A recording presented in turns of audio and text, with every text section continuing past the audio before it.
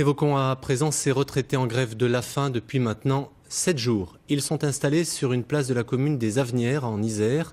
Ils réclament entre autres un minimum retraite égal au SMIC. Cédric Picot, Johan Etienne. Ils campent depuis jeudi dernier au pied du monument aux morts.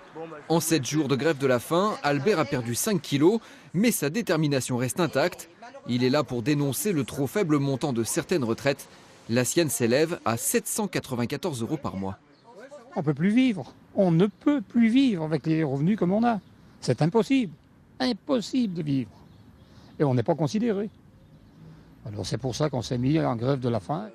Micheline aussi participe au mouvement.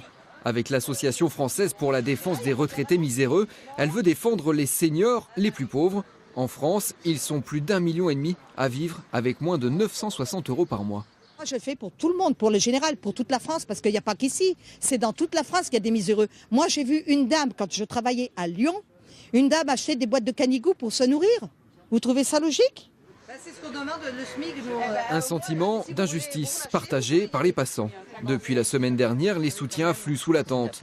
Dans cette commune de 5500 habitants, la pétition lancée par l'association a recueilli plus de 500 signatures. J'ai eu mes 3 années d'apprentissage qui n'étaient pas comptées. J'ai eu une année juste avant de partir en Algérie qu'ils ne trouvaient pas. Par contre, l'armée, eux, ils m'ont trouvé pour m'envoyer, mais bon. C'est pour ça que je suis un peu solidaire avec eux. L'association est aussi soutenue par le Sidunati, syndicat revendicatif des travailleurs indépendants.